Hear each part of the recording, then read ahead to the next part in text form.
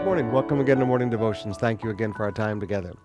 When we use the term bully, sometimes here in the Philippines, it's almost a funny term that's used between extremely close friends. And when they bully each other, they're teasing each other. And it's a cute thing and it's a fun thing.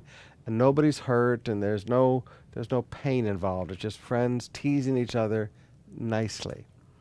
But there's another aspect of bullying today that we see around the world that many young people, elementary school, high school, especially young college, where they go through where it's not a nice thing. And the term bullying takes on a very ugly thing.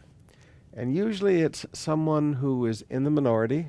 And by minority, I don't just mean physical prejudices. I mean, maybe it's someone who stands off, they're a little shy, they're off on their own.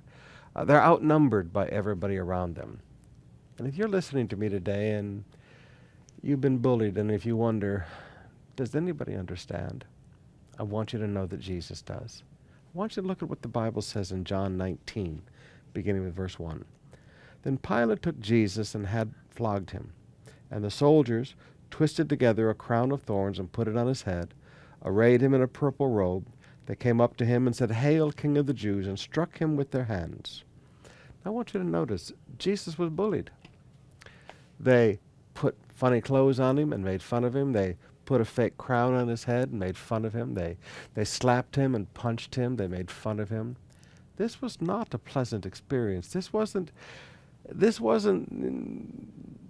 good-natured teasing taking place. This wasn't close friends enjoying one another and bonding. This was brutal.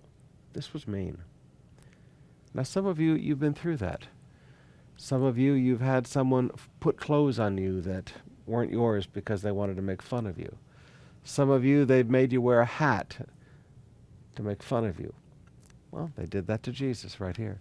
Some of you, you've been all alone and 5 or 6 people have come up and punched you and slapped you and laughed, and they thought it was a lot of fun, but it wasn't any fun for you at all. I want you to understand Jesus knows what that was like. Jesus knows, and Jesus cares. Now, young people, sometimes you got to hold your head up. It's a cruel world out there. I wish I could look at you and say it wasn't. It's a cruel world out there. And sometimes the cruelest eras of your life are high school and college. And for some of you, it's been since elementary school. The same group of people have bullied you, and your parents don't seem to understand. Well, I want you to know that God understands. And I want you to know that Jesus completely feels and understands what you feel. Can I encourage you to come to Jesus? Just bring your heart to Jesus. Don't let these people drive the confidence out of your heart. Don't let these people break your spirit. They didn't break Jesus' spirit. Jesus said, "No one took my life." Jesus was not a martyr. Jesus said, "I lay it down." They never broke his spirit. Don't let these bullies break your spirit.